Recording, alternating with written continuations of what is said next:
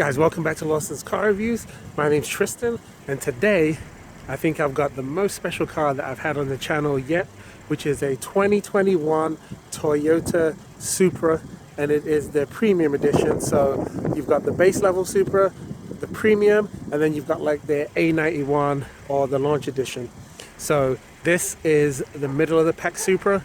So it's an awesome car. I'm super excited to bring it to you today. It's probably my favorite or second favorite car that I've driven yet. So let's take a look around it. Let's see how you guys like it, and I'll give you my honest review. Let's get it. What's good, YouTube? This hood is really light. Giddy up!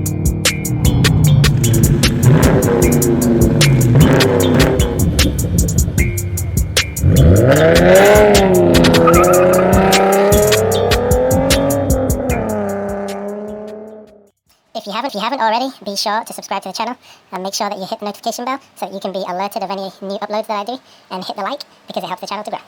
On with the video.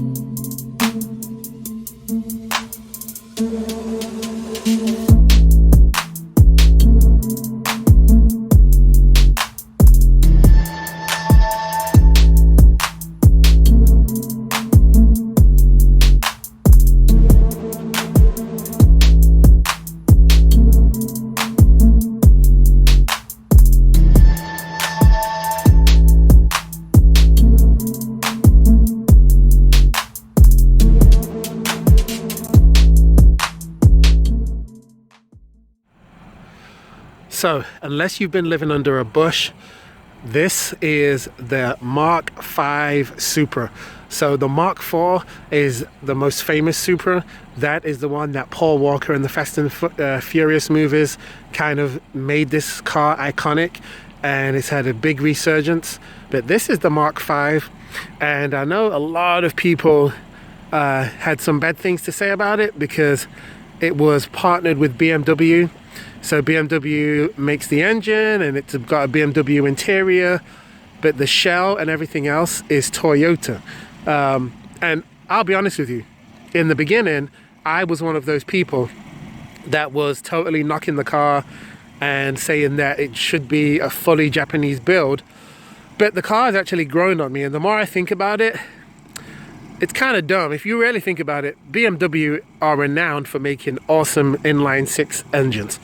So why not put one of the best inline six engines in this vehicle? Then you don't have all the cost of research and development. And not only that, BMW make awesome interiors. So it makes sense to have a BMW interior and a BMW engine, because it's one of the best companies that you could ever partner with anyway, because the car looks awesome on the exterior. Kudos to the Toyota engineers for coming up with the design based off the FT1 concept car. But the interior is great and the engine is fantastic. Now, since this is the 2021, it has a 47 horsepower bump. So the original 2020s came with 335 horsepower on paper. Everybody knows that they actually made more power than that. But this one actually comes with 382 horsepower. So it's a good bump. And there are some things that are different on this 2021 model versus the 2020 model. So one of the first things that is different on the 2021s is you do see that you've got the Supra logo on these 4-piston brakes. The rotors at the front are actually 13.7 inches, and the front tires are 255, 35 on the sidewall on a 19-inch rim, and it has a staggered setup, so at the back of the car you get much more meat. You've actually got a 275 and a 35 sidewall on a 19-inch rim, so you get more meat so that you can put the power down, and it comes with a 13.6 on the back. So it's actually 13.6 inch rotor on the back, 13.7 on the front, so they're almost identical. Gives you good stopping power, and you get these awesome Michelin Pilot Sport tires. They're not the Cup 2s, but they are a better all-weather tire than the Cup 2s, and they still give you pretty good grip. So you'll see on this particular model too, you get the carbon fiber look on the wing mirrors, and you also get the turn signals here, which is a nice look. The one thing that I love about the car is its overall shape. It's kind of bubbly, and it's really grown on me, and I love the daytime running lights. Absolutely awesome. And they're so long. Look how long they are. They go all the way up like that. When you have the full beams on, you'll see these LEDs here. They shine at you and dazzle you at night. So the one thing that I do not like about the car is all of these vents, not all of them, but most of the vents are actually fake. So this vent is functional, and the bottom of this one is functional, but the rest of the vents are non-functional. This is a fake vent. If you come over here, this is a fake vent right here. These are fake vents, and even at the back of the car, I believe there's some more fake vents. But overall, that's really my only gripe about the car. It looks awesome. The back of the car, to me, is what is the best. You've got these amazing exhaust tips, which you can get a 2-liter Supra. This is the 3-liter, so this is the Big Daddy, and the 2-liter comes with slightly smaller tips, I believe, and it doesn't sound as good since it's got a 2-liter engine instead of the 3-liter inline 6. And then you've got this very unique style backup light at the back of the car. Really reminds me of a Formula 1 car, and just the rear diffuser, in my opinion, looks awesome. You got the Supra script, that's the same as the old school Supras, and then you've also got this GR badge, which, if you don't know what this means, it actually means Gazoo Racing, which is Toyota's racing division. So now they've got the GR Yaris, they've got the GR Corolla coming out, the GR Supra. Now the key fob is actually quite nice, but it's a standard Toyota key fob. I believe they should have put GR Supra on the back just to make it look a bit different. Now if you pop this hatch, it's a decent sized trunk.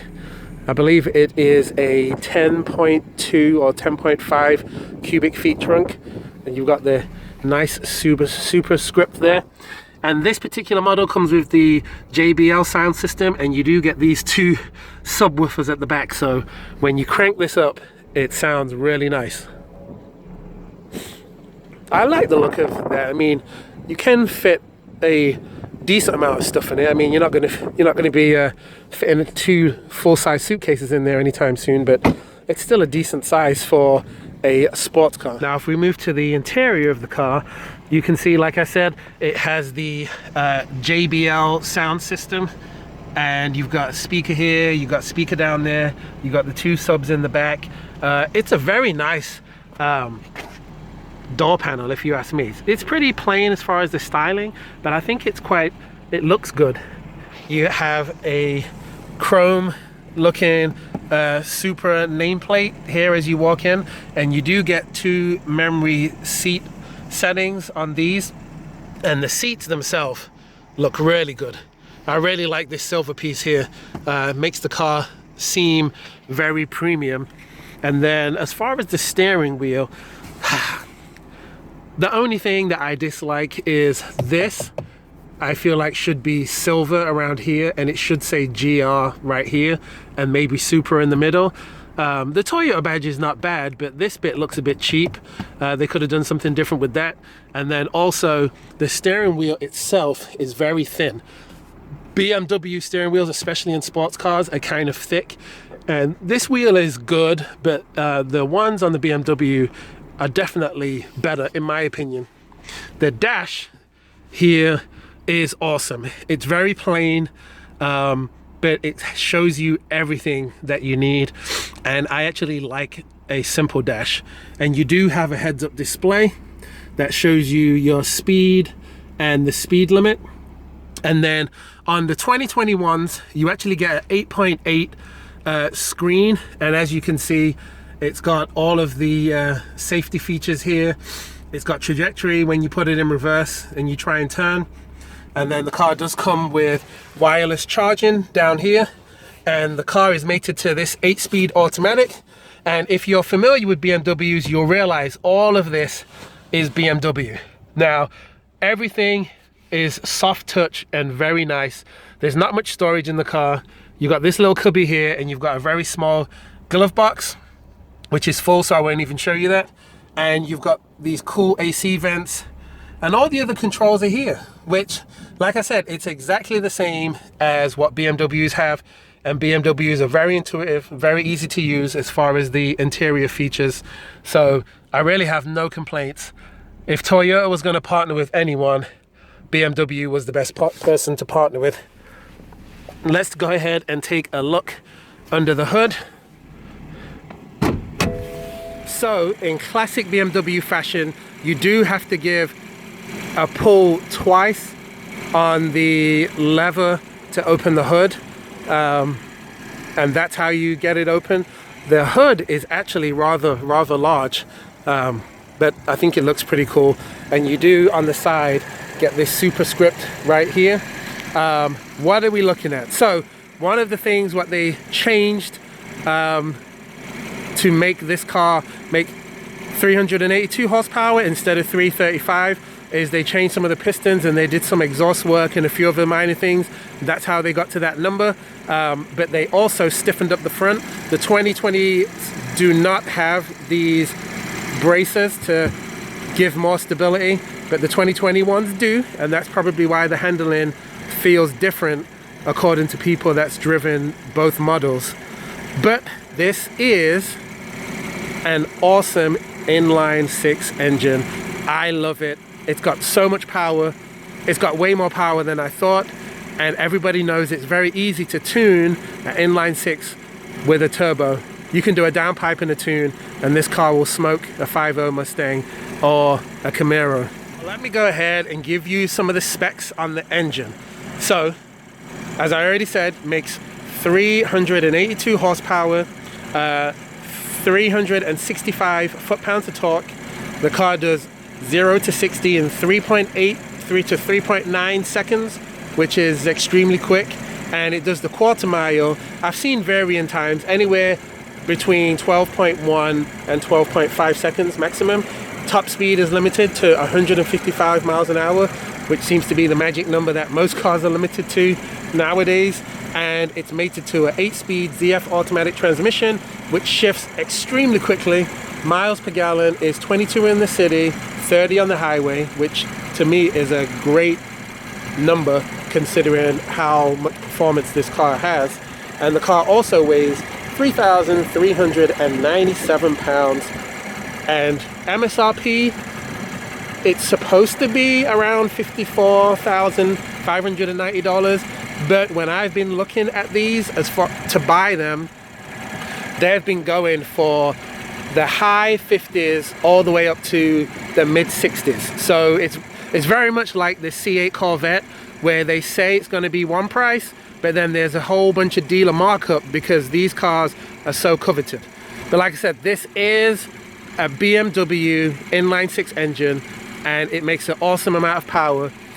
This is shared with BMW's Z4 car, or Z4 as you say in the States, but I'm going to put a link in the description. Go ahead and take a look when you watch this car drag race the Z4, it smokes it every single time. So Toyota's obviously done some kind of trickery to make this car a lot faster than the Z4. So one more thing I forgot to mention is the car does have sport mode button, so you can have it in regular mode or sport mode. It does have an active exhaust, as you notice back there, and it indicates on here when it's in sport mode and then when you go back into normal. But when you turn the active exhaust on, the exhaust makes way more pops, way more crackles. It's awesome. And when you put the car into reverse, you'll see that that offside wing mirror dips down.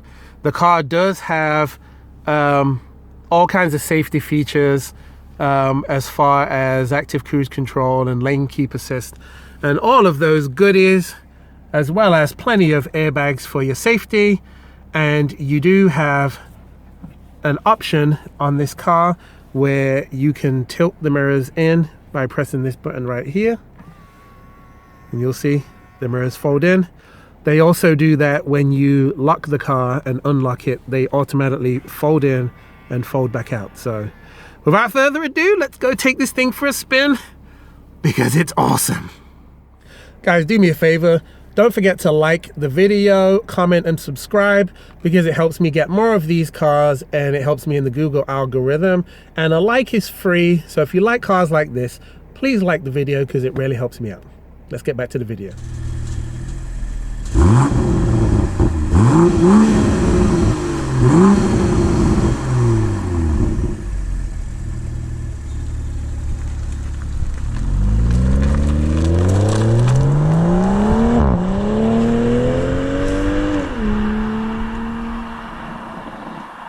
All right, here we go. Slow roll from 11 miles an hour. 1, 2, 3, let's go. Woo! Man, you can spin the tires so easily in this car. So easily. I hope you guys can hear the exhaust coming through the cameras. If not, I'll show you some exhaust clips anyway of when I'm driving it, but the car just feels awesome as far as power. The way that it delivers the power is so different than if you're driving a Mustang or a Camaro, because it's turbocharged. And like I've said before in other videos, it's easy to make power out of these inline 6 turbocharged engines. You just need a downpipe and a tune. And if you want to go more than that, you know, with different injectors or bigger turbo, you can do that too. But it's just so easy to make power out of these cars. It is not lacking in power or torque. To me, I know that the numbers 0 to 60 and quarter mile are very similar to the Mustang, but in my opinion, this feels faster and it feels a lot more agile and light on its feet, and the ZF 8-speed really does the business. I'm going to try it in manual mode right now. Woo! It shifts quick. It shifts quick. There we go. Woo! Man, it shifts really fast. Holy cow. Woo! The brakes do what it's supposed to do. Downshift, 4th gear, 3rd. There we go. Woo! Man, I love this car. I'm gonna be honest, I was hating on this car in the beginning. Let me go back to auto. I was hating on this car in the beginning because I was annoyed that that Toyota partnered with BMW, but I'll be honest, now that I'm driving one, I'm completely a believer. If I had the money to buy a SS Camaro or a 5.0 Mustang or a Bullet Mustang, somewhere around that region, I honestly would probably pick this car, which might sound crazy to some people, but I'm really impressed with it. The one thing that I'm gonna say is the car handles well and it soaks up bumps well, so it's not like a really bumpy ride like a Subaru STI or anything like that. But what I will say is the steering feel is not it's not the best. It's a little bit numb. So in the Camaro, when you go into a corner and you turn, the steering wheel kind of waitens up, and you really start to feel exactly where the wheels are on the ground, and it gives you a little bit more confidence. And I think that's why the Camaro SS has better track times than what the Supra does, not just the power numbers. Because this, whenever I'm turning into a corner, it honestly feels a little bit vague.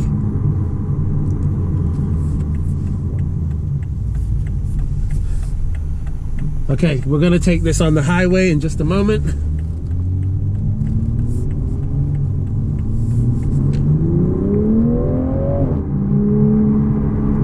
Oh, man, the power in this is impressive.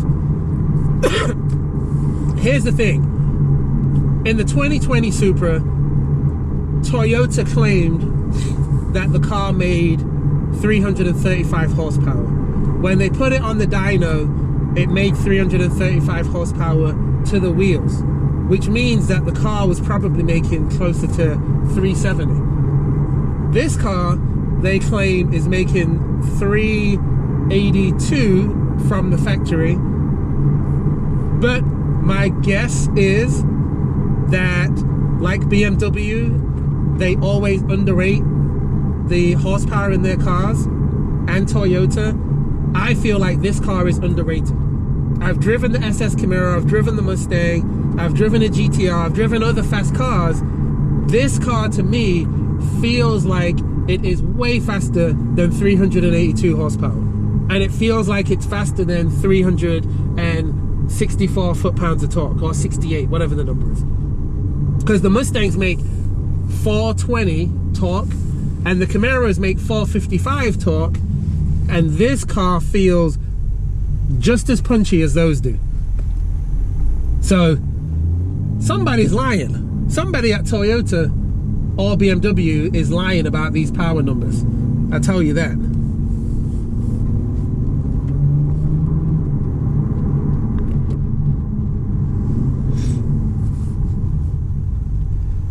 Okay, we're gonna get on the highway, give it a good punch for Garden for the Queen. But the turbo sound, and you can hear a little whistling noise, it's actually louder than I thought it was going to be, which to me is awesome. I mean, being from England and the Europe car scene, things like Supras or smaller displacement engines with a turbo was always what I grew up with. So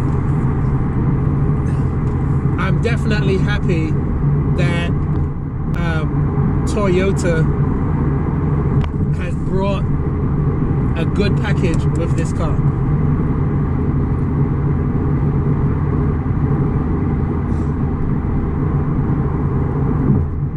If you look on the channel, there's an Audi, a 2011 Audi R8 that I drove, and I honestly believe, even though it was all-wheel drive and made more power than this, to me this overall is a nicer car.